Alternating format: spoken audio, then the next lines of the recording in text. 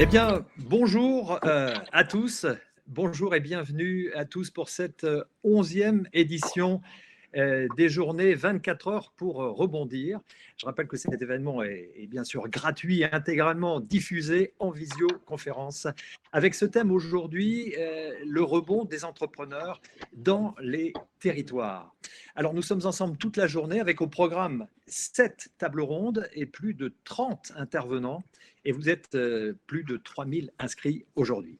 Alors pour les urbains que nous sommes en majorité, nous avons redécouvert suite aux différents confinements et aux couvre-feux qui sont liés malheureusement à cette crise sanitaire, les avantages de nos territoires, tant d'un point de vue personnel et touristique que professionnel et économique. Et cette 11e édition des 24 heures pour rebondir, qui est co-organisée par Second Souffle et la Chambre des métiers et de l'artisanat du Centre Val-de-Loire, présentera bon nombre de richesses et de dynamisme de nos petites communes et départements ruraux au travers de témoignages d'entrepreneurs très inspirants, vous l'allez voir, ainsi que des opportunités et puis également les réseaux pour accompagner et financer les porteurs de projets que vous êtes sur l'ensemble de nos territoires. Alors, je rappelle que Second Souffle, ceux qui ne connaissent pas Second Souffle, depuis une dizaine d'années, c'est une association qui est reconnue d'intérêt général et qui accompagne tous les entrepreneurs, qu'ils soient en difficulté, en procédure, post-liquidation, post-cessation d'activité, sans aucun critère de sélection et sans limite de temps. Voilà, à rebondir rapidement avec ou sans leur entreprise. Alors, si vous souhaitez vous installer dans l'Indre, par le biais de l'entrepreneuriat, si vous avez un projet de création ou de reprise d'entreprise, je vous annonce que nous vous proposons, alors c'est une première, un concours lors de cette édition avec 2 voyages découvertes à gagner pour 2 personnes et qui sont offerts par la Chambre des métiers et de l'artisanat Centre Val-de-Loire de l'Indre et l'Agence d'attractivité de l'Indre.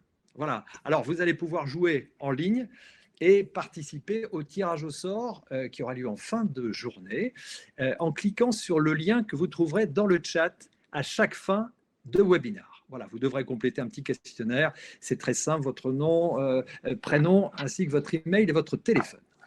Je précise, pour vous mettre l'eau à la bouche, que ces 2 séjours découverts de 2 jours pour 2 personnes en Indre comprennent donc la première journée, c'est une présentation de la création d'entreprises au sens large par les services de la Chambre des métiers et de l'artisanat, des CMA de l'Indre, et un certain nombre de témoignages d'entrepreneurs du département et également l'intervention de l'Agence d'attractivité de l'Indre sur les activités culturelles et touristiques qui vous sont proposées dans cette grande et belle région. Le soir, il y a un dîner, une nuitée, tout est pris en charge, le petit déjeuner du lendemain et la journée du lendemain sera consacrée, la matinée en tout cas, à la visite d'entreprise à reprendre, visite du CFA des métiers de l'Indre et un déjeuner au restaurant pédagogique de l'établissement. Voilà, puis un bilan individuel sera établi également. Donc, écoutez, là, c'est vraiment un cadeau formidable que vous offrent ces structures. La remise des séjours, de ces séjours aura lieu, je le disais, en fin de journée, remis par le président Fruchet, président de la CMA Centre Val-de-Loire de l'Indre, à 17h45. Donc, on se donne rendez-vous également, bien sûr, mais vous aurez suivi toute la journée, j'en suis persuadé. Voilà, alors, il est 10h04. Eh bien, je vais tout de suite lancer les hostilités, comme on dit, et laisser la parole à Madame Olivia Grégoire.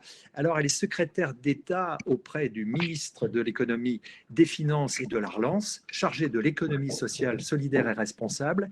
Elle est également présidente de la loi Pacte, qu'elle a portée à l'Assemblée nationale. Et il faut préciser également que Madame Olivia Grégoire apporte son soutien à Second Souffle depuis plusieurs années maintenant, et qu'elle en soit bien sûr ici remerciée au nom de toute l'équipe d'organisation. Madame Grégoire n'a malheureusement pas pu se libérer aujourd'hui compte tenu de son agenda assez chargé, vous le comprendrez, mais elle a souhaité être présente et s'adresse à nous via une vidéo que je vous propose de regarder tout de suite. Chers amis, et oui, c'est le mot, je crois, consacré, en tout cas que je vous consacre, parce que nous avons passé beaucoup de temps ensemble. Bonjour, bonjour chers amis, et merci sincèrement de me donner l'occasion de vous retrouver, en tout cas de pouvoir vous dire quelques mots en ouverture de ces 24 heures pour rebondir dans les territoires.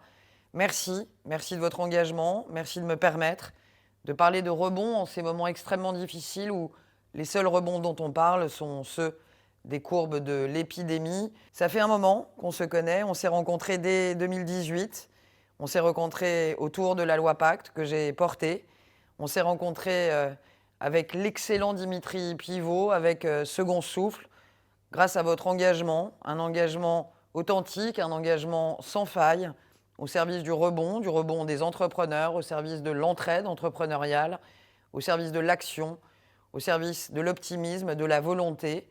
J'ai beaucoup appris, j'ai beaucoup gagné en rencontrant Dimitri Pivot et Second Souffle. Je tenais juste à le dire et à le rappeler. Merci ensuite, chers amis, de me faire à nouveau confiance, car ça n'est pas la première fois que vous me donnez cette tribune. La première fois que j'ai eu l'opportunité, je le disais, c'était en tant que député, et déjà, nous parlions ensemble de ce droit inaliénable à la seconde chance que les pouvoirs publics se doivent de garantir. C'est maintenant en secrétaire d'État et depuis Bercy que je veux aujourd'hui vous parler de cette seconde chance, non pas en tant que secrétaire d'État au rebond, quoique ce ne serait pas une si mauvaise idée, à nous d'y réfléchir, mais en tant que secrétaire d'État d'un ministère de l'économie et des finances, de la relance, qui a souhaité accoler à son intitulé ce nouveau mot de relance. Entre le rebond et la relance, ce n'est qu'une question d'impulsion. Schématiquement, on pourrait dire que le rebond vient d'en bas, la relance d'en haut. Mais le plus important en réalité, c'est ni le haut ni le bas, ça n'est pas le schéma, mais c'est le résultat qu'on se fixe. Faire repartir la machine dans un contexte, on l'a dit, morose. Je crois que le gouvernement a pris la pleine mesure dans cette relance de ce sur quoi il faut refonder l'économie, non pas pour repartir comme avant, mais pour repartir en avant. Une économie qui part des territoires, qui fait appel au sens des responsabilités de l'entrepreneur et donne du même coup des responsabilités nouvelles à l'entreprise. J'y veille tout particulièrement pour ce qui concerne l'économie sociale et solidaire d'un côté et toutes les autres entreprises, l'économie responsable de l'autre. L'État doit faire confiance. S'il veut remettre les entreprises en service, l'État doit se mettre à leur service. C'est tout l'enjeu de cette journée que de voir comment un entrepreneur peut être accompagné. Professionnellement, bien sûr. Personnellement, encore plus. Et bien sûr, financièrement, avec des solutions adaptées pour chaque situation, chaque territoire. Je suis intimement convaincu qu'il est possible de dupliquer les bonnes idées d'un territoire à l'autre, et c'est d'ailleurs ce que je défends à travers les contrats à impact. Mais je sais aussi qu'une bonne idée ne trouve pas sa pleine expression. Elle ne trouve pas sa pleine expression tant qu'elle n'est pas mise à la bonne échelle. Une échelle qui lui permet d'être élargie ou au contraire raccourcie en fonction des profils, des besoins, des attentes. Je salue aujourd'hui l'activité, pour ne pas dire l'activisme de la région Centre-Val de Loire qui co-organise cet événement. Je sais qu'elle est engagée dans le soutien aux entreprises et la recherche de solutions pour elles. Je souhaite que cette journée d'échange permette de montrer que la crise qui nous frappe est aussi une opportunité parce qu'elle a accéléré des transitions, qu'elles soient numériques, mais bien sûr aussi sociales, écologiques, accéléré une prise de conscience, et que ce faisant, elle a paradoxalement renforcé la compétitivité des entreprises pionnières qui s'étaient lancées dans cette voie. Je souhaite que ces pionnières inspirent celles qui sont encore en retrait de cette transition, parce que s'il y a une chose que cette crise nous a surtout appris, c'est que l'on ne peut pas sortir d'une crise tout seul. Il faut fonctionner en équipe, ensemble, que ce soit à l'échelle d'un territoire, d'un pays, d'un continent. C'est ce que je pensais avant et qu'on partage avec Dimitri Pivot, la force du collectif, le fait d'être ensemble. Mais c'est ce que je pense encore plus aujourd'hui, maintenant. Le rebond, ce n'est pas que monter très haut, c'est aussi savoir revenir à sa base. Je sais que 24 heures pour rebondir n'a jamais perdu d'idée les fondements qui font sa base. Je sais, encore une fois, l'authenticité de votre combat au service des autres, au service du rebond, des entrepreneurs qui sont au cœur de notre modèle social parce que ce sont eux qui créent la valeur. Il faut toujours le rappeler parce que d'aucuns l'oublient parfois. Je veux que vous sachiez, à commencer par Dimitri Pivot, que je suis là pour vous, que j'étais là pour vous avant, mais que je demeure ici, présente et à votre disposition pour vous soutenir en faveur du rebond. Merci de votre action. Bien, merci beaucoup, Olivia Grégoire, pour votre message. Je vais accueillir maintenant Dimitri Pivot, donc président fondateur de Second Souffle. Dimitri, bonjour. Alors, c'est la Bonjour, 11e Frédéric. édition. Voilà, bonjour, c'est la 11e édition donc, des 24 heures pour rebondir. Pourquoi avoir choisi justement cette thématique du rebond dans les territoires? Alors, très simplement parce que cette crise sanitaire, beaucoup lui trouvent des points négatifs. Et comme toute crise, il y a énormément de points positifs si on veut bien les regarder. Et je les aborderai un peu plus dans le détail tout à l'heure. Mais avant de répondre précisément à votre question, Frédéric, je tiens à remercier Madame la secrétaire d'État Olivia Grégoire pour soutenir cet événement, mais aussi pour soutenir plus globalement l'association Second Souffle, et puis, encore une fois, beaucoup plus globalement, le rebond des entrepreneurs. Je tiens aussi à remercier la CMA Centre-Val de Loire, co-organisateur de cet événement, avec un remerciement tout spécial à Tony André et à son équipe, hein, le directeur de l'économie de la Chambre des métiers de Centre-Val de Loire, pour avoir pu organiser cet événement qui, je l'espère, sera riche d'échanges et de partages pour bon nombre de porteurs de projets et d'entrepreneurs. Et puis aussi un remerciement spécial à la CMA de l'Indre, qui organise avec l'agence d'attractivité de l'Indre ce jeu concours, qui est en effet, vous l'avez précisé Frédéric tout à l'heure, est une première qu'on renouvellera. Quand on veut faire découvrir un territoire, ben, il ne suffit pas de le dire, il faut le faire, et il faut le faire, et il faut se donner les moyens de le faire pour faire venir à nous des entrepreneurs, des couples qui ont envie de changer de vie pour venir découvrir nos beaux territoires, hein, nos beaux territoires. Et je remercie aussi, bien évidemment, tous les partenaires de cet événement, que sont la DGE, la Direction Générale des Entreprises, BPI, la Fondation Entreprendre, Pôle Emploi, la CCI régionale et la région Centre-Val de Loire. Et puis, bien évidemment, tous les intervenants de cette journée, organisation, réseau d'accompagnement et surtout entrepreneurs. Alors, je reviendrai juste sur l'émission de Second Souffle. Vous l'avez précisé tout à l'heure, Frédéric, hein, et il est important, avant d'arriver donc à pourquoi cette journée 24 heures dans les territoires, la mission initiale de Second Souffle, c'est d'accompagner les entrepreneurs en difficulté ou en rebond pour rebondir professionnellement vers un nouveau projet entrepreneurial ou salarial. Donc, Second Souffle a été créé, en effet, vous l'aviez dit, en 2010. Depuis 2010, c'est plus de 1400 entrepreneurs qui ont été accompagnés, c'est plus de 350 bénévoles, c'est 27 antennes et relais en France. Il est important de le préciser. Et Second Souffle est membre fondateur du portail du rebond depuis 2013, où on retrouve au sein de ce portail une chaîne de valeur de 6 associations qui accompagnent les entrepreneurs en difficulté ou en grande difficulté psychologique aussi. Et ne l'oublions pas, parce qu'un entrepreneur qui est en difficulté, c'est souvent un entrepreneur qui peut être aussi psychologiquement en très mauvaise posture. Voilà. Donc, j'en viens maintenant à pourquoi ces journées 24 heures pour rebondir.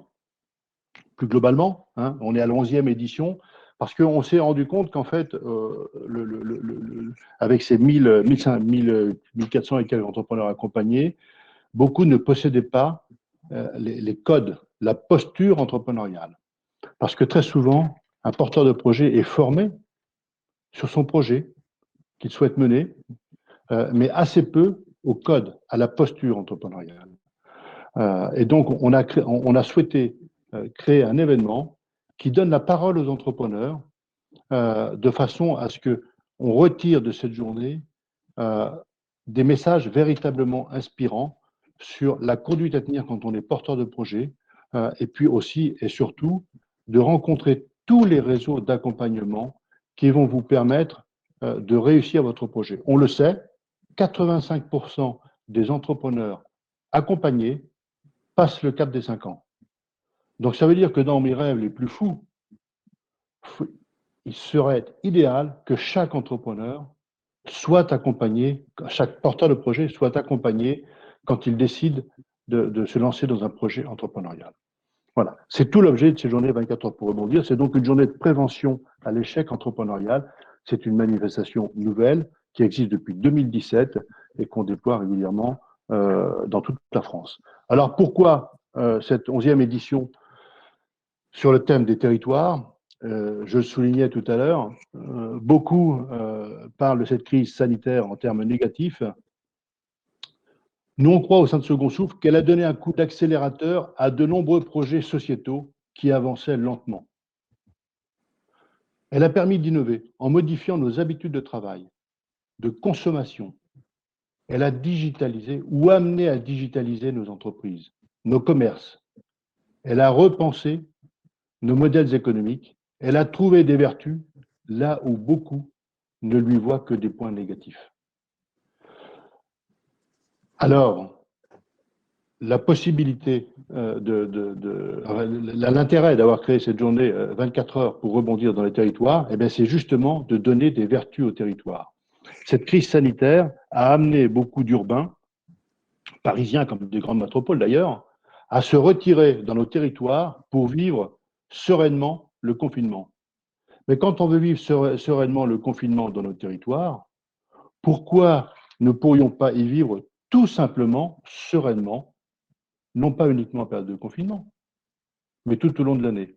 On y découvre des vertus en période de confinement, mais parce que tout simplement nos territoires ont des vertus, sont riches.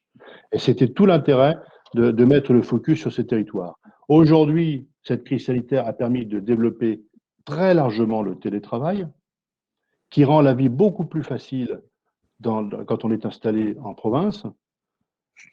Ben, je crois qu'aujourd'hui, on a tous des opportunités à saisir ensemble pour développer cette opportunité qui nous est donnée de rebondir dans les territoires avec sa famille, avec son entreprise, voire changer de vie pour s'implanter familialement dans nos belles régions.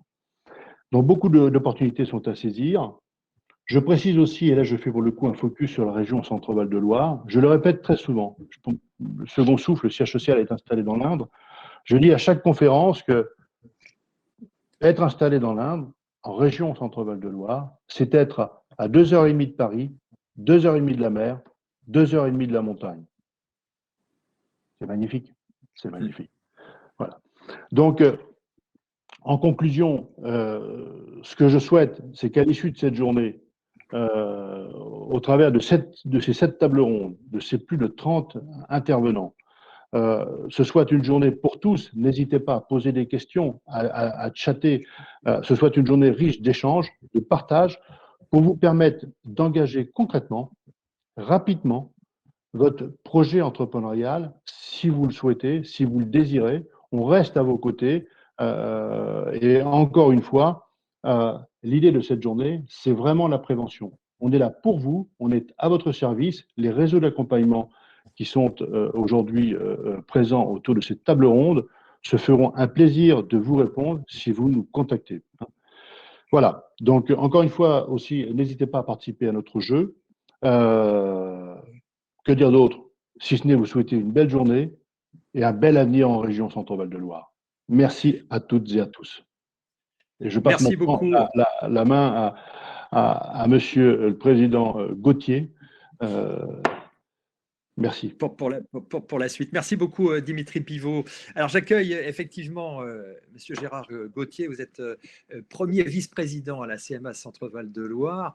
Alors, Monsieur Gauthier, vous êtes également co-organisateur de cette journée avec Second Souffle, on le disait.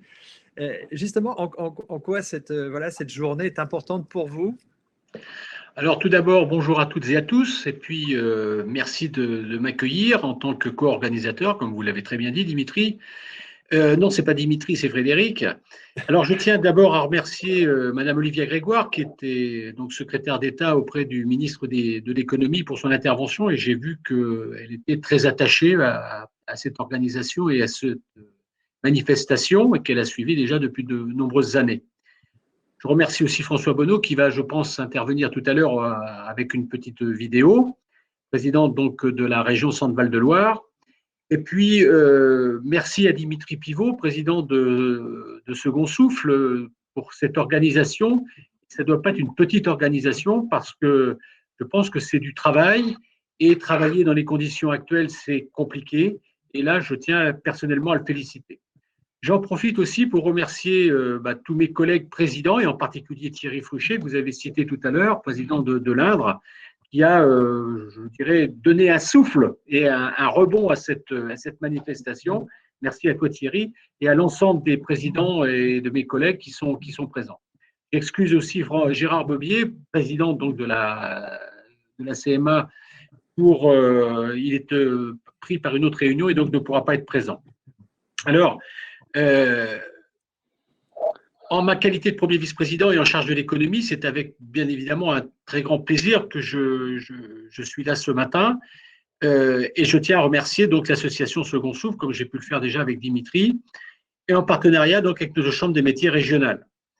Les 24 heures pour rebondir sur les territoires, c'est un thème à la fois très fort, qui est donc prégnant, car la proximité est en effet l'ADN donc des chambres de métiers de l'artisanat, qu'elles soient régionales ou qu'elles soient nationales.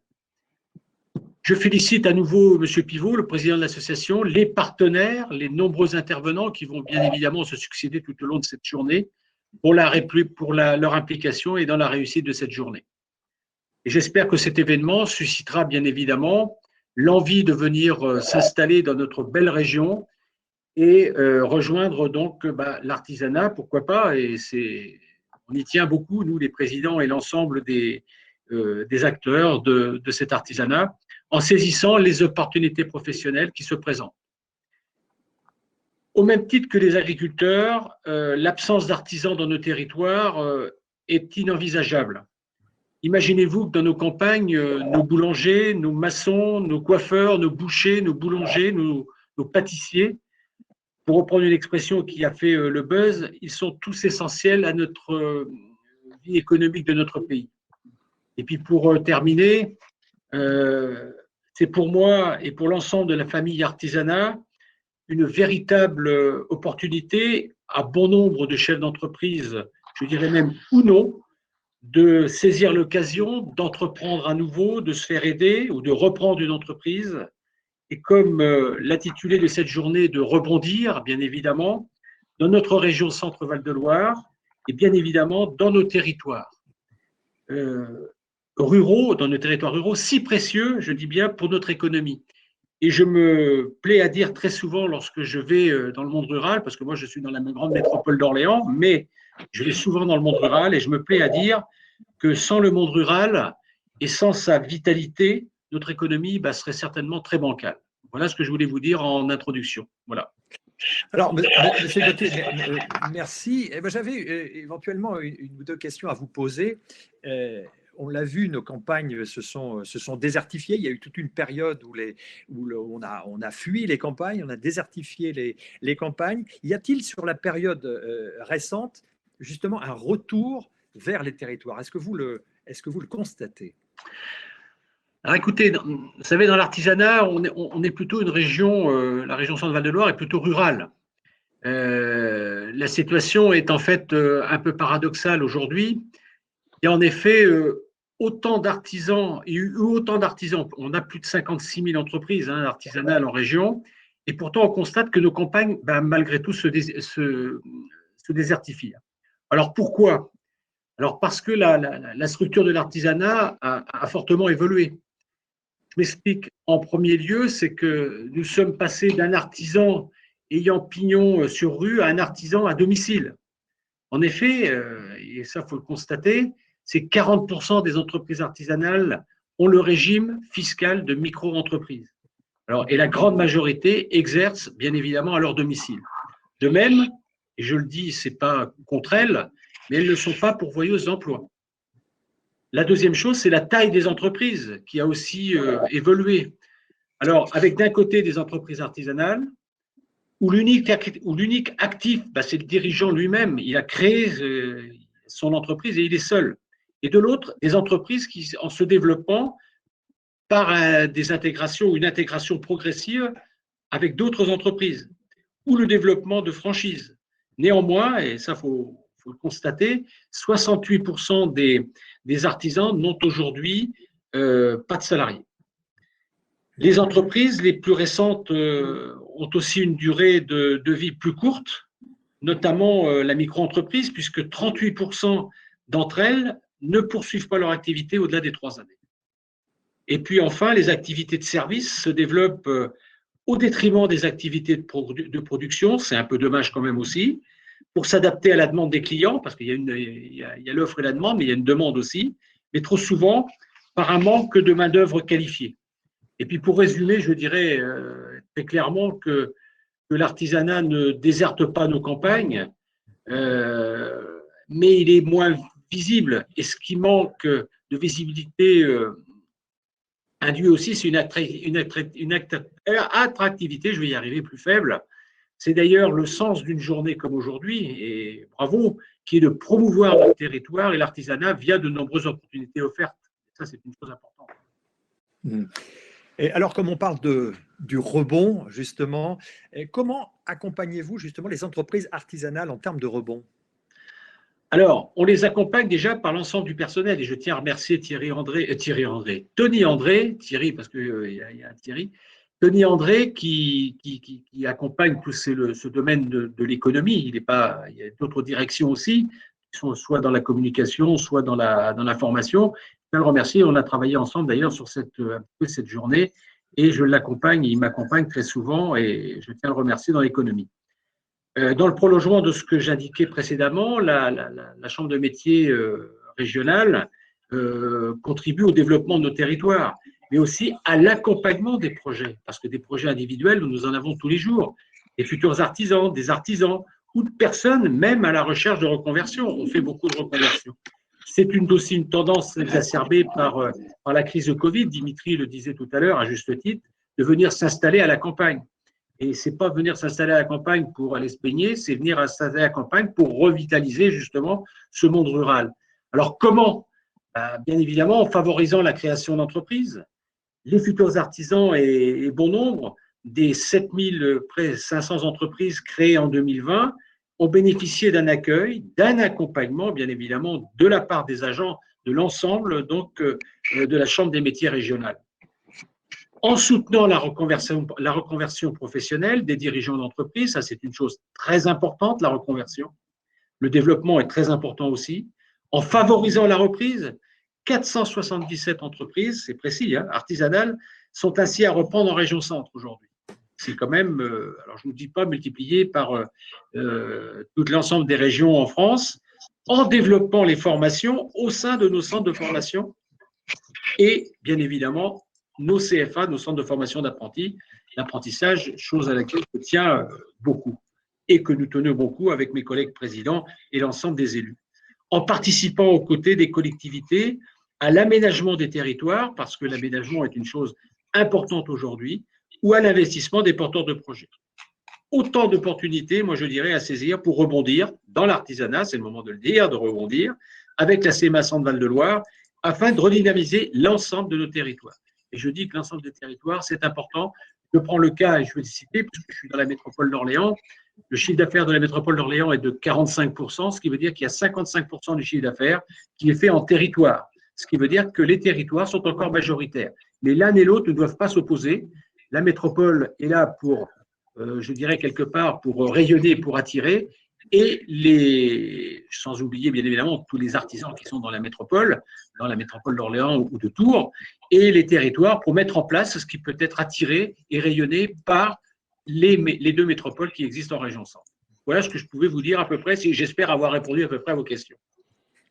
Tout à fait. Merci beaucoup, Monsieur Gauthier, pour ces précisions sur les actions et sur la situation que vous décrivez dans votre région. Alors, visiblement, vous mettez en avant le fait que les régions et les territoires représentent une vraie opportunité. On va écouter François Bonneau, qui est président de la région Centre-Val de Loire. Comme vous le précisiez, il nous a fait le plaisir de nous envoyer une petite vidéo. On l'écoute tout de suite.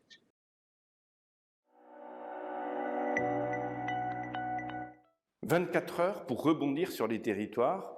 Alors tout simplement, pas une minute à perdre.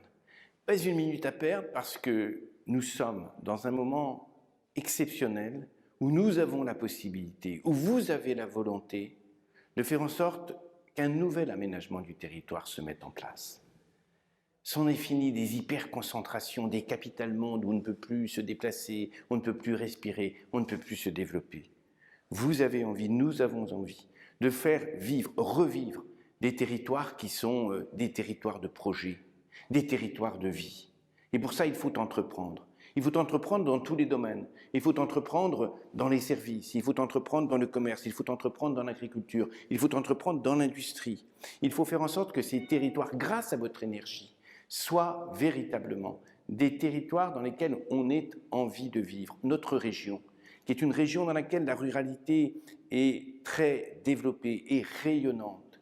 Cette ruralité, elle a été trop souvent abandonnée, négligée. Aujourd'hui, nous avons une opportunité considérable, c'est l'aspiration de nos concitoyens à retrouver des espaces de vie, à retrouver des espaces de vie qui sont véritablement bien vivre et travailler, nouvelle consommation, nouveaux services, nouvelles productions. La région Centre-Val de Loire a des dispositifs d'accompagnement dans le domaine de l'économie, dans le domaine de l'aménagement du territoire, avec ces contrats de solidarité territoriaux. Nous avons envie de construire avec vous, vous qui êtes plein d'énergie, vous qui regardez demain, nous avons envie de construire avec vous un nouveau profil, encore plus humain, encore plus attractif pour notre région et nos territoires. Merci à vous. Bien, merci beaucoup, Président Bonneau, pour votre message. Pas une minute à perdre pour entreprendre dans les territoires. Merci pour ce message positif et tout à fait encourageant et dynamique. Donc, on va enchaîner avec une première table ronde, 10h30. 11h15, avec pour thématique devenir entrepreneur, un changement de vie. Oui, pour certains, vous le verrez tout au long de cette journée, bon nombre de personnes ont aimé, ont souhaité en tout cas changer de vie. Devenir entrepreneur, on va le voir, c'est un véritable parcours, c'est un cheminement qu'il faut réaliser. Ce sont des contraintes aussi que vous allez d'ailleurs vous-même en grande partie vous fixer et qu'il faut bien prendre en compte pour réussir. Alors, j'ai la chance d'accueillir plusieurs invités pour cette table ronde et je vais accueillir tout de suite Marie-Adeline Pex, qui est donc directrice exécutive chez BPI France Création. Madame Adeline Pex, bonjour. Bonjour. Bonjour.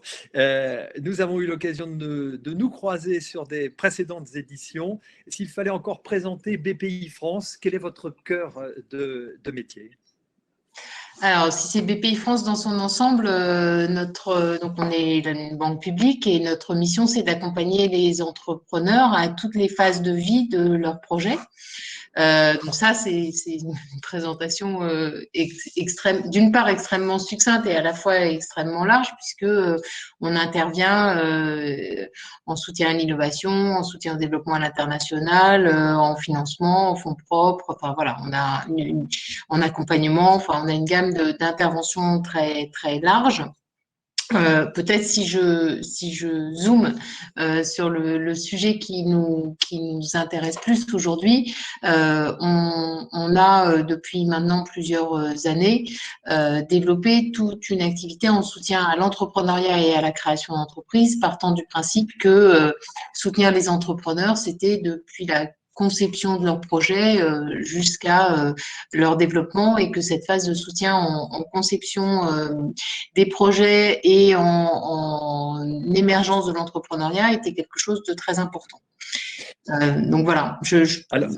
Alors justement, on a forcément une question par rapport à cette thématique qui est cette thématique des territoires. Est-ce qu'on peut vous solliciter même si on n'est pas à Paris, Lyon ou Marseille ? Alors, il y a deux choses importantes. D'une part, oui. La première chose, c'est que BPI France, on a l'habitude de dire qu'on est BPI toute la France. On n'est pas BPI la France des métropoles, BPI la France des innovateurs en Weston, on est BPI toute la France. Ça, c'est la première chose. Et pour ça, on a 50 implantations sur le territoire, on est présent partout et surtout, au-delà de nos implantations, on a aussi l'habitude de dire que notre métier, c'est d'être dans la cuisine des entrepreneurs et pas d'être derrière un guichet à attendre que les entrepreneurs viennent nous voir. Élément complémentaire et très important, ce qui est essentiel dans toute notre action de soutien à l'entrepreneuriat et à la création d'entreprises, on intervient surtout en s'appuyant énormément sur un certain nombre d'acteurs, dont les associations comme Second Souffle. Et ce sont ces acteurs, en fait, qui vont intervenir au soutien des entrepreneurs et qui vont les accompagner et les financer dans leurs projets.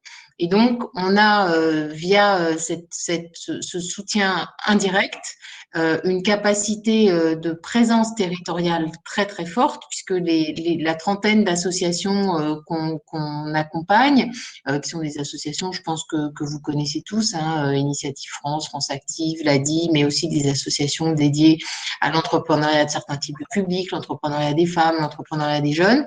Donc, au travers du soutien à ces 30 associations, on a la capacité à accompagner dans près de 1000 implantations partout sur le territoire, avec 4000 collaborateurs de ces associations, 53 000 bénévoles. Donc, on a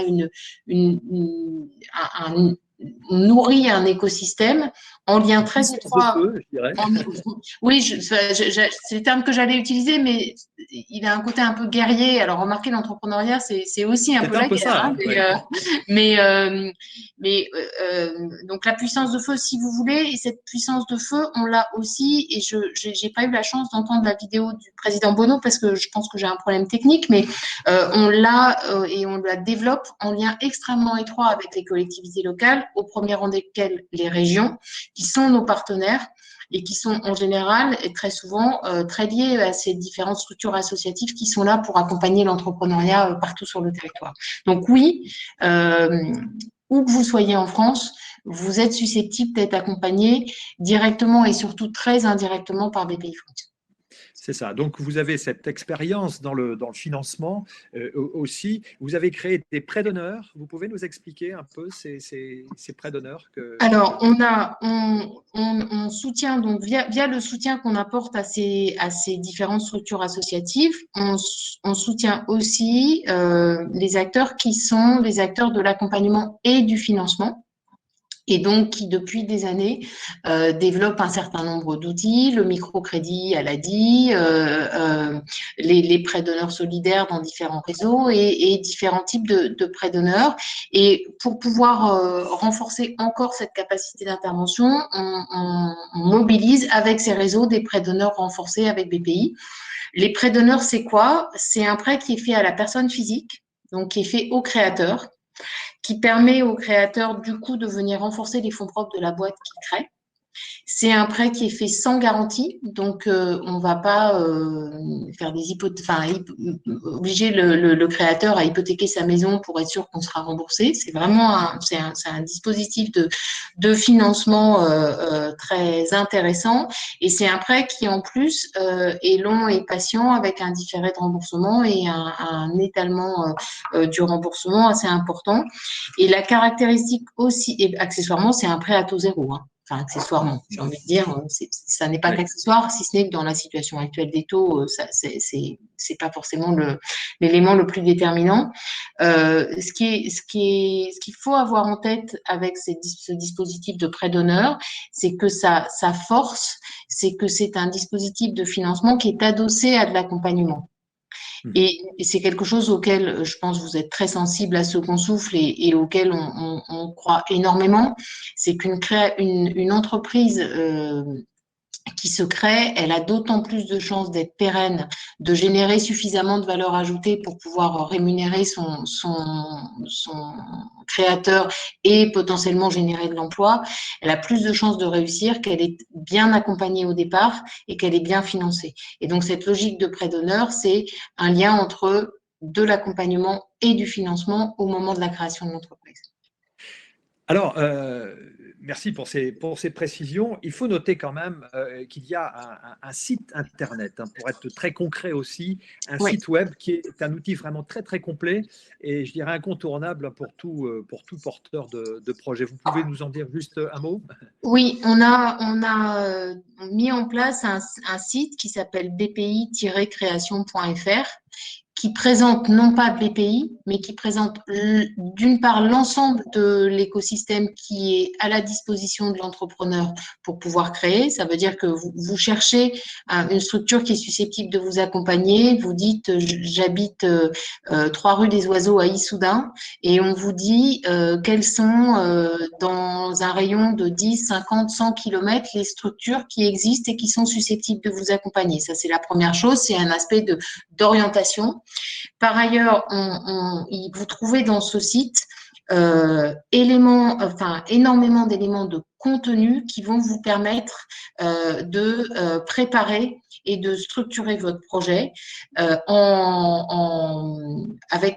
fonction de où vous en êtes. Donc, je réfléchis, je cherche à me financer, quelle structure juridique choisir, quel impact fiscal, j'envisage de créer un salon de coiffure, quelles sont les exigences réglementaires, quelle est la nature du marché, où on en est, etc.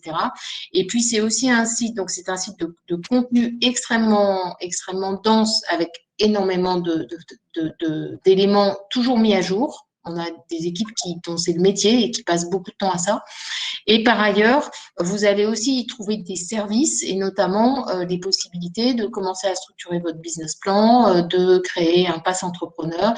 Autant d'éléments qui ne remplacent pas l'accompagnement physique qui peut être apporté par un certain nombre d'acteurs, mais qui en revanche vous permettent en amont de ces rencontres physiques ou en complément ou en parallèle, de contribuer à faire maturer votre projet et à le faire avancer encore plus vite. D'accord. Alors, écoutez, merci pour toutes ces précisions. Donc, un site web, vous pouvez en rappeler donc l'adresse précise? bpifrance-création.fr. CPI France. Je l'ai mis dans le chat. C'est dans le chat. Voilà, donc c'est parfait. Donc dans le chat, vous allez retrouver ces informations. Il faut préciser aussi que BPI France, vous êtes aussi à l'initiative de ce que vous avez appelé l'entrepreneuriat pour tous. Vous êtes présente dans les quartiers, hein, dans les villes, mais aussi dans les régions rurales. Donc ça, c'est assez important, évidemment, de parler de cette implication que vous avez sur les territoires. Et puis, pour finir, mais ça peut concerner certains des internautes qui nous écoutent, c'est le 7 octobre, il y a un grand rendez-vous à l'Arena de Paris. Oui, qui s'appelle Big, qu'on fait tous les ans, BPI France Innovation Generation, pour faire chic. Big, ça va plus vite. Cette année, le thème, c'est la conquête. Donc, c'est un vrai thème entrepreneurial. Alors, il a, faire un petit peu de pub, d'une part, c'est un événement totalement gratuit. Qui a lieu tous les ans à l'Hôtel Arena à Bercy et qui, par ailleurs, est très digitalisé. Un peu par la force des choses l'année dernière. Je crains que ce soit un peu par la force des choses aussi cette année, mais aussi parce que ça permet du coup d'être incroyablement plus, d'avoir encore plus de résonance. C'est un événement qui est fait pour les entrepreneurs et où vous venez à la rencontre d'une part des entrepreneurs et surtout vous venez vous nourrir d'énormément de contenu, mais qui est du contenu qui est vraiment fait pour les entrepreneurs et par les entrepreneurs. Donc, sur des thèmes divers et variés qui sont, regardez le programme, franchement, c'est avec énormément d'invités et d'intervenants de haut vol, j'allais dire, qui sont tout à fait inspirants. Pas uniquement dans le champ de l'entrepreneuriat, parce que je pense qu'il y a énormément de témoignages en dehors de l'entrepreneuriat qui peuvent être très inspirants pour les entrepreneurs eux-mêmes. Donc, c'est vraiment un bel événement, oui. Tout à fait. Merci beaucoup, Marie-Adeline Pex, pour vos précisions.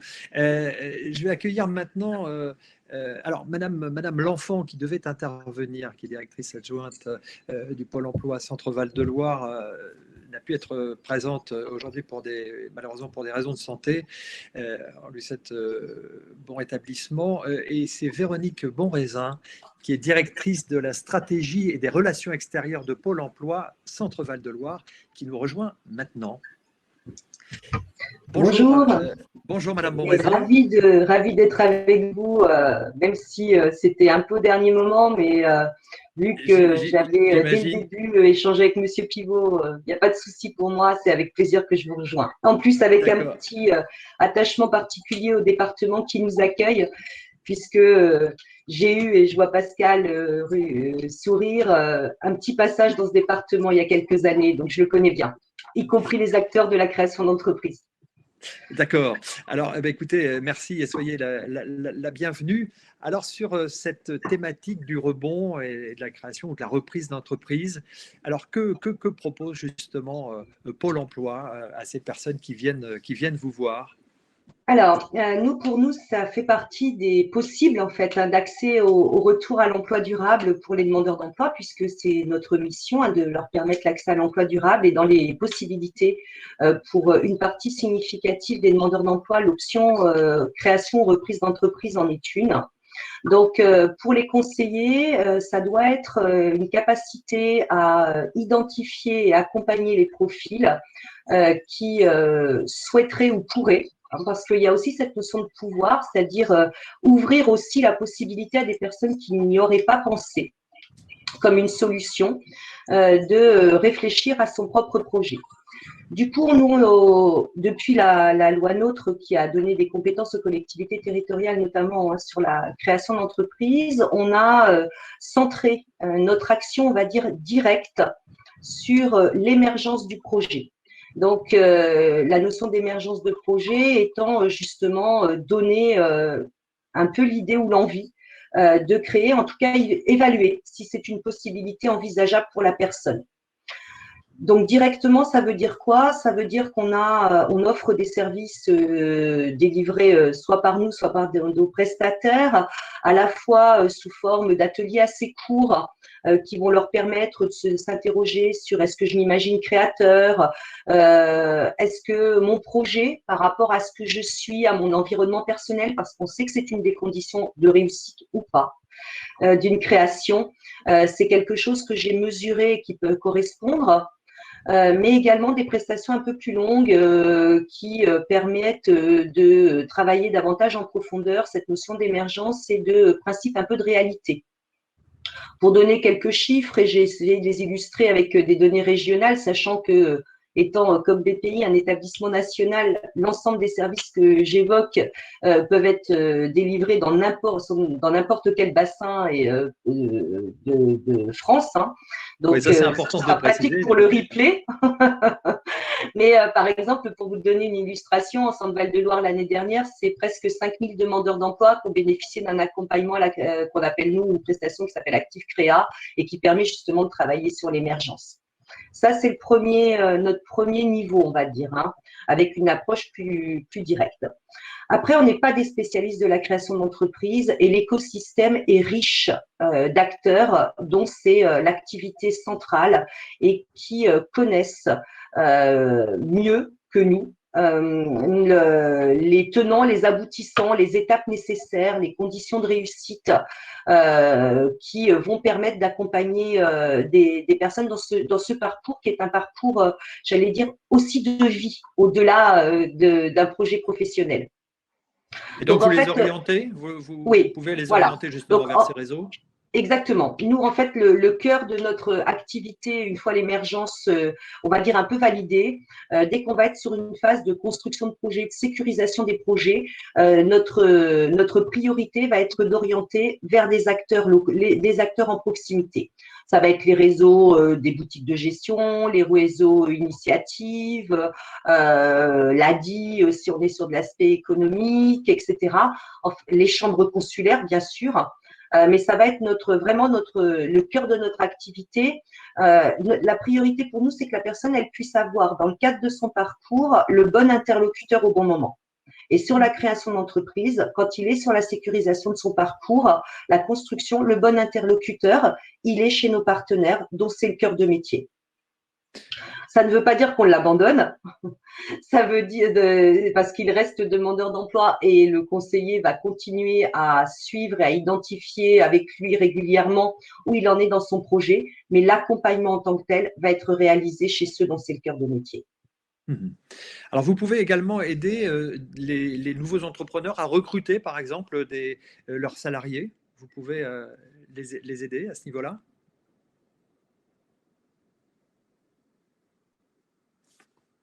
Je ne vous entends pas.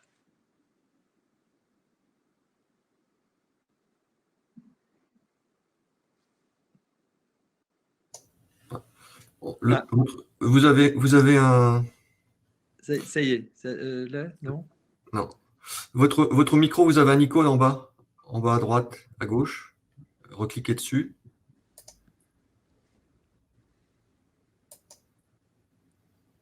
Ah, c'est la technique, ça, évidemment.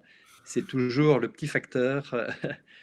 Oui, excusez, il y a des petits problèmes de connexion en ce moment. Je suis en contact avec les gens de Livestorm, la plateforme qui s'occupe de la visio. Ils sont en train de regarder de quoi vient le problème. Donc, Madame Borezin va certainement se reconnecter. D'accord. Donc, on le voit effectivement voilà. que… C'est bon, vous m'entendez à nouveau? Ça y est. Ah, on vous entend à nouveau. C'est bien, je vous entendais bien.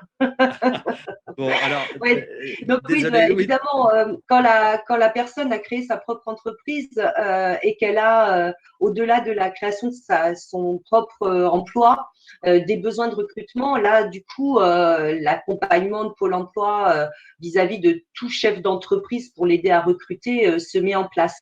Par contre, avant qu'il devienne avant qu'il devienne chef d'entreprise et qu'il ait besoin de nos services pour recruter, on a quand même un troisième volet d'accompagnement des demandeurs d'emploi, créateurs d'entreprise, qui n'est pas obligatoirement celui qu'on imagine quand on pense à Pôle emploi, qui est quand même un accompagnement financier non négligeable et qui revêt plusieurs possibilités. D'abord, on a un accompagnement financier pendant le parcours de création via le financement de formation. Directement dans les étapes de financement nécessaires sur des formations à la création d'entreprise, mais pas que, puisqu'on est avec le conseil régional acheteur de formation. Donc, à la fois l'achat de la formation en termes de coûts pédagogiques, mais également le fait qu'on maintient la rémunération pendant la formation du bénéficiaire. Donc, c'est un accompagnement financier qui est loin d'être neutre. Et puis, pour la personne que nous indemnisons, au titre de son statut de demandeur d'emploi et qui va créer son propre emploi et son entreprise, il y a la possibilité de mobiliser le capital restant de ses allocations dans une aide qui s'appelle l'aide au retour et à la création d'entreprise. Et pour juste illustrer, l'année dernière en Centre-Val de Loire, c'est plus de 14 millions d'euros que nous avons versés à des demandeurs d'emploi qui ont créé leur entreprise. Donc, c'est des moyens financiers non négligeables. Donc, c'est vrai qu'on imagine peu sur ce terrain-là, mais il faut surtout que les personnes se rapprochent de leurs conseillers dans toutes les agences pour voir s'ils sont éligibles et qu'ils peuvent en bénéficier. Voilà, c'est un champ qui est quand même vraiment nécessaire à connaître. D'accord. Super. Écoutez, merci. Je vois que le temps tourne. Je vais laisser la parole. Merci beaucoup, Madame Borezin, pour votre intervention et pour tous les conseils que vous donnez aux demandeurs d'emploi qui ont l'envie peut-être de se lancer dans l'entrepreneuriat. Dimitri Pivot, rebonjour. Vous êtes, donc on le disait, président fondateur de Second Souffle. Vous organisez cet événement. Et alors, très rapidement, vous avez eu sans rentrer dans le détail de toute l'histoire, mais vous avez dirigé vous-même une entreprise pendant une dizaine d'années. Il y a eu des difficultés, mais vous vous êtes rendu compte que rien n'existait finalement dans la région où vous étiez à ce moment-là. Il y a 10 ans, ça a changé depuis. Et donc, vous avez eu l'envie et l'idée de créer avec votre épouse, d'ailleurs, il faut le souligner, avec Séverine, cette association Second Souffle, pour accompagner justement des personnes qui avaient malheureusement rencontré une difficulté de parcours.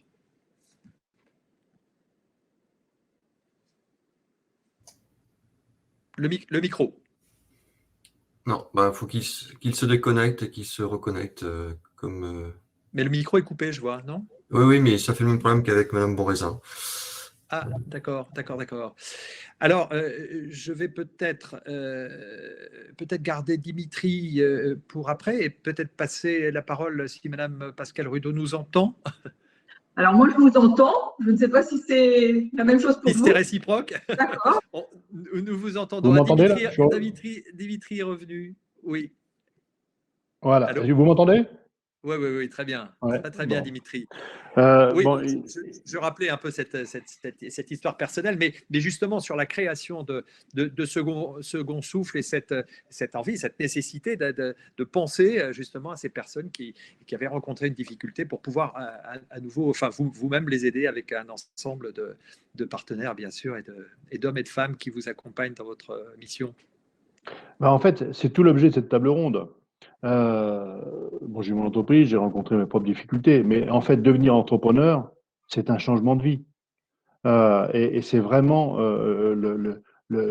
tout l'objet de cette table ronde qui est de présenter tous les acteurs économiques, les réseaux d'accompagnement qui peuvent vous amener à réussir dans votre projet entrepreneurial. On le sait, 85% des entrepreneurs accompagnés passent le cap des 5 ans. Donc ça veut dire qu'il est essentiel pour tout entrepreneur, entrepreneuse, de se faire accompagner, non pas au moment quand il a créé son entreprise, mais au stade de l'envie, de l'idée. Hein. Et c'est tout l'objet donc de ces journées, c'est vraiment de faire de la prévention, d'amener ces porteurs de projets à la création d'entreprises, mais accompagnés. Voilà.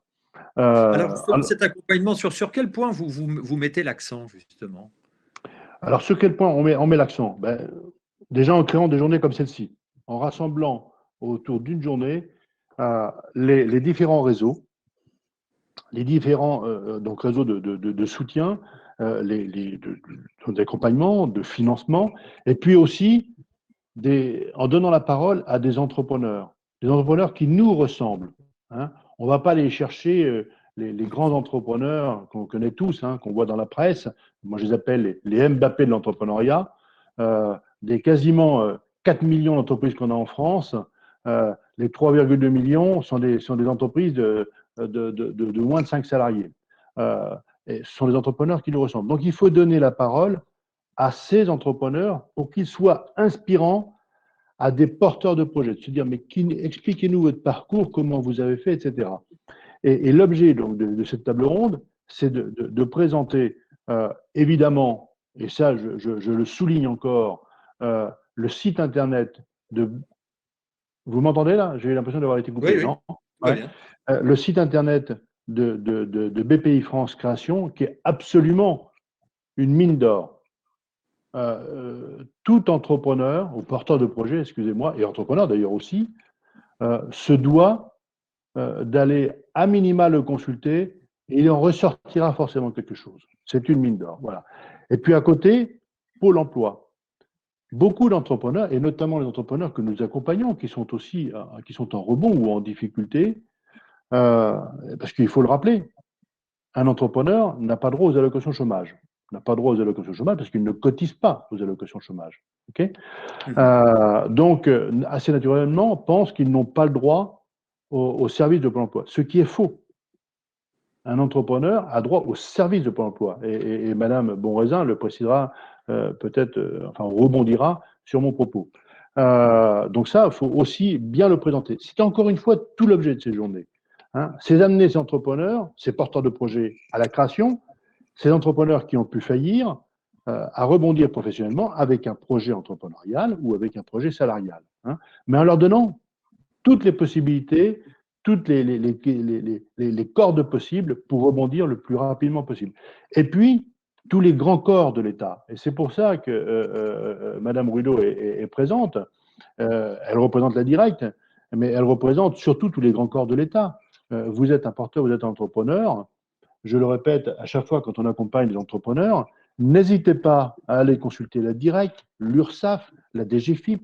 Tous ces grands corps de l'État sont à votre service. Ils sont à votre service, il faut le répéter. Alors, et assez peu d'entrepreneurs ont ce réflexe. Et c'est bien là où le travail que nous avons à mener, nous, réseau d'accompagnement, c'est d'amener ces futurs entrepreneurs à adopter les codes de l'entrepreneuriat, la posture entrepreneuriale. La grande majorité des entrepreneurs que nous accompagnons, on s'en aperçoit, sont en difficulté, voire pour certains faillissent, parce que à l'origine de leur projet, ils n'ont pas adopté les codes, ils n'ont pas adopté la posture entrepreneuriale parce qu'ils n'ont pas été formés pour ça.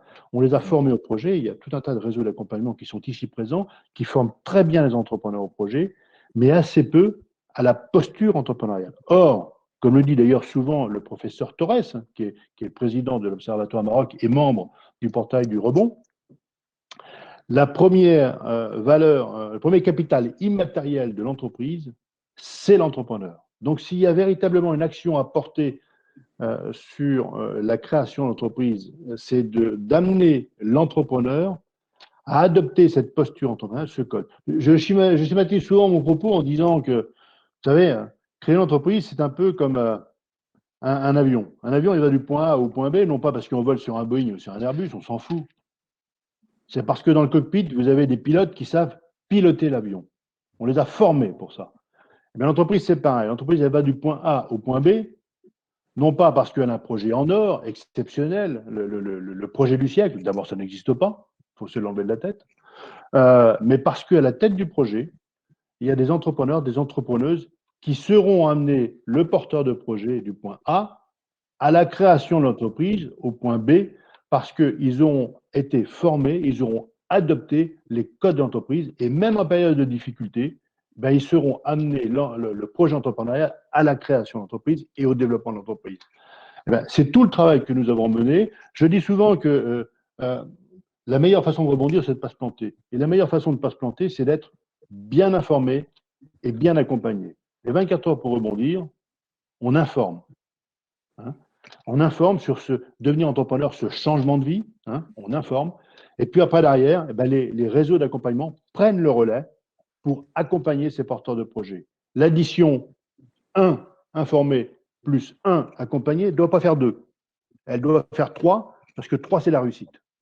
Hein, alors, vous mettez en avant justement chez Second Souffle cette notion de prévention et d'accompagnement qui sont deux notions très importantes évidemment à vos yeux. Vous parliez du site internet de BPI France, on l'a noté et évidemment on le redit aujourd'hui haut et fort d'aller sur ce site. Il y a également le site du portail du rebond, vous l'avez également évoqué, dans lequel on retrouve bien sûr Second Souffle. Vous avez parlé de l'Observatoire à Maroc et d'autres structures qui sont là aussi pour accompagner les entrepreneurs en difficulté. Et puis, voilà, ces associations, on l'a dit, sont accessibles dans les territoires et notamment avec les 27 antennes en France pour Second Souffle.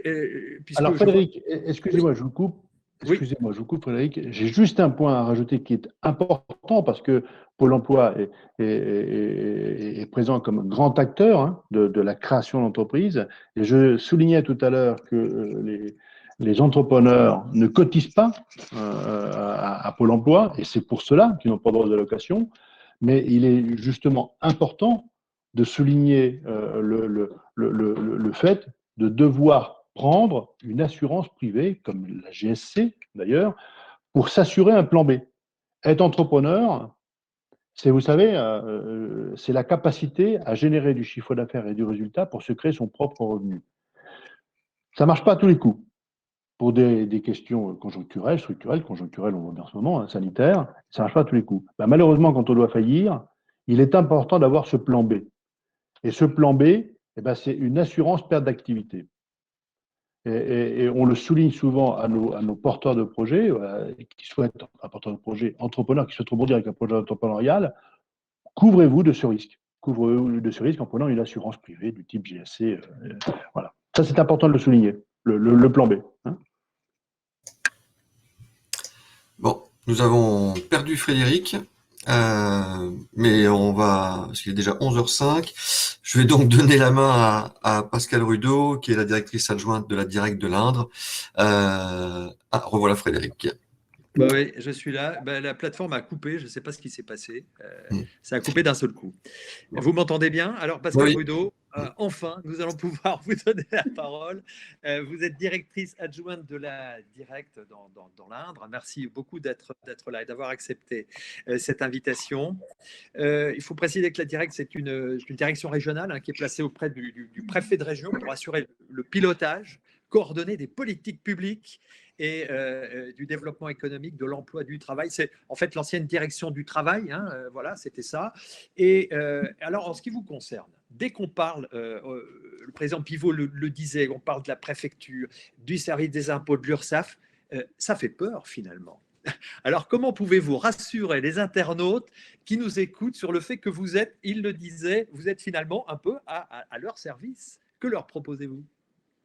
Alors, tout d'abord, merci de me donner la parole, bien que vous m'ayez donné une grosse casquette en tant que représentante des services d'État ce matin.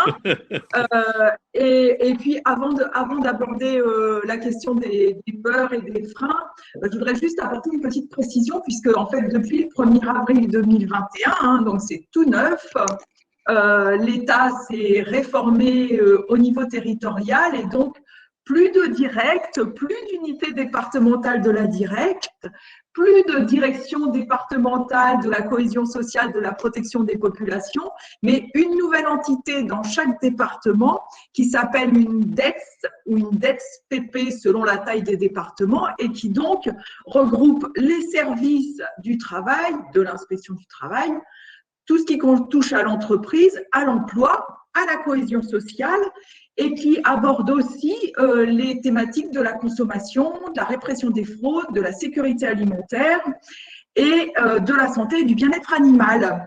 Voilà, donc désormais une direction départementale de l'emploi, du travail, des solidarités et de la protection des populations dans les départements autres que le Loiret et l'Indre-et-Loire qui en fait restent séparés sur ces deux volets. Voilà. Mais dans les 4 autres départements de la région centre, nous sommes des DEX-PP désormais. Des DEX-PP, d'accord. Donc, vous aviez peur d'avoir voilà, cette casquette un peu grosse au-dessus de votre tête, mais vu la liste que vous venez de lister, ça représente quand même un peu plus. Oui. C'est pas mal.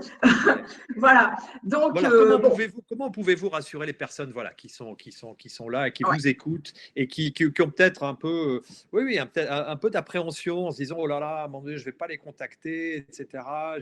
Voilà, ça fait un peu peur tout ça. Alors bon, si je vais commencer par un petit clin d'œil, si les administrations ne sont pas au service du public, on a dû rater quelque chose quand même. Bon. Donc, je vais commencer par évacuer le volet le moins agréable. Pourquoi l'administration fait peur? Notamment, je suppose, parce que celle que je représente, c'est souvent qu'elle est associée au contrôle. Donc, je voulais juste apporter quelques précisions sur ces affaires-là. Faire respecter l'hygiène, la sécurité, les conditions de travail des salariés, c'est aussi éviter aux chefs d'entreprise un certain nombre de désagréments qui peuvent être graves, puisqu'elle peut aller jusqu'à menacer la pérennité de l'entreprise, parfois. Et puis, sur un autre volet, respecter les conditions de travail, c'est travailler la marque employeur, qui est bien utile à l'heure actuelle pour faciliter les recrutements lorsque on est dans des secteurs où il est un petit peu compliqué de recruter. Autre thème sur toujours les contrôles, contrôler les heures travaillées, vérifier que les salariés sont déclarés, c'est aussi réguler le marché.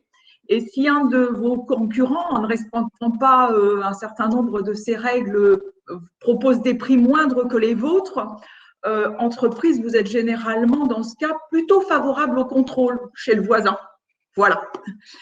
Bon, je profite de ce que je viens de dire, notamment au sujet des fraudes et de la concurrence, pour évoquer la présence des médiateurs au sein des services de l'État. Alors, médiateur du crédit à la Banque de France, médiateur des entreprises au sein de la Direction générale des entreprises, avec des représentants locaux. Pour vous donner une petite idée, en 2020, au niveau national, la médiation des entreprises est intervenue sur plus de 6000 sollicitations. Le nombre de sollicitations a été multiplié par 6 en 2020 par rapport aux années précédentes. et plus de 3500 médiations sur des problématiques notamment de baux commerciaux et de conditions et délais de paiement.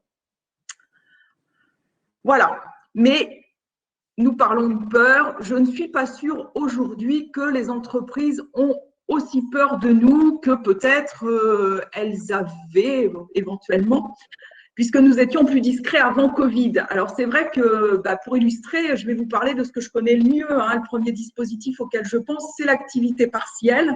Et en 2020, pour l'Indre, ce sont plus de 17 000 demandes d'indemnisation qui ont été traitées pour un montant de plus de 49 millions d'euros pour l'Indre. Je vous rappelle que l'Indre représente en gros 8% de l'ensemble des départements de la région centre. Voilà.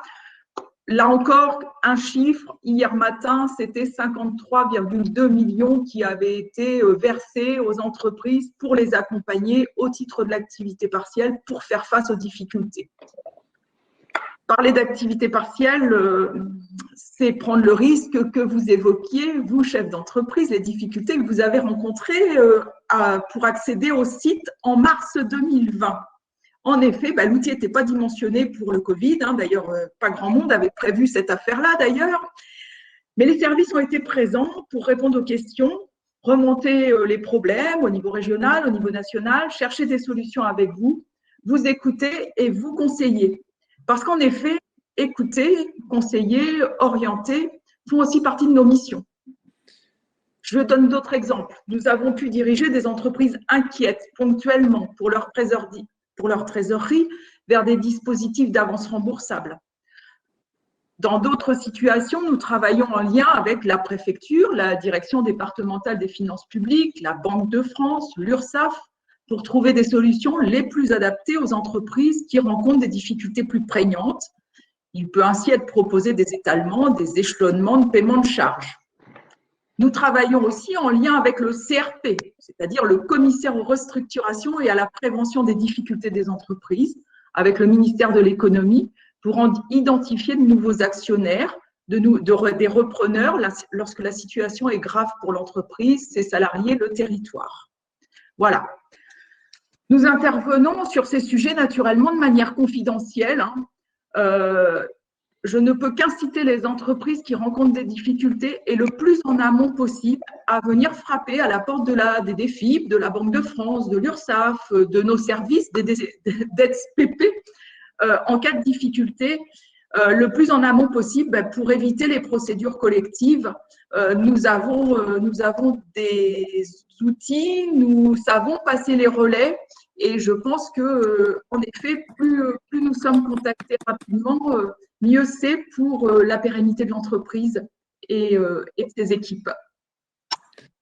D'accord, très très bien, parfait. Merci, merci beaucoup. On voit bien qu'effectivement, même dans tous les documents qu'on peut recevoir, il y a souvent un nom, un email, un numéro de téléphone. Donc, il faut évidemment pas hésiter à aller contacter les personnes qui sont en responsabilité de vos dossiers. Nous avons changé de nom. Nous avons changé de nom, mais les interlocuteurs restent les mêmes.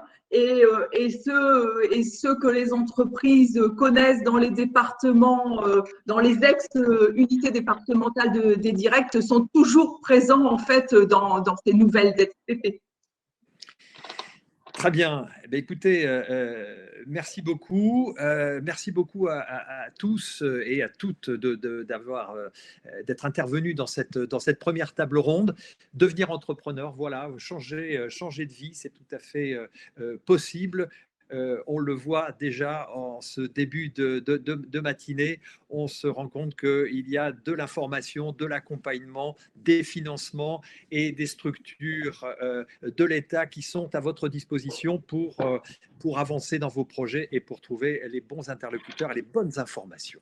Voilà, on en a terminé avec cette première table ronde. Vous pouvez bien sûr vous connecter, si ce n'est pas fait à la fin de cette table ronde, pour vous reconnecter sur le site, pour vous inscrire aux prochaines tables rondes. Et puis, vous pouvez participer au tirage au sort en cliquant pour le fameux concours dont on vous a parlé. Et un lien est disponible dans le chat à chaque fin de webinaire. Donc, vous allez pouvoir vous connecter et vous inscrire pour participer. Voilà. Alors, faites-le tous. Et puis, on se retrouve à 11h30, c'est-à-dire dans un peu moins d'un quart d'heure pour la table ronde qui aura pour thème les réseaux d'accompagnement. Voilà. À tout de suite. Et merci encore à nos intervenants. Merci à toutes et à tous. Merci.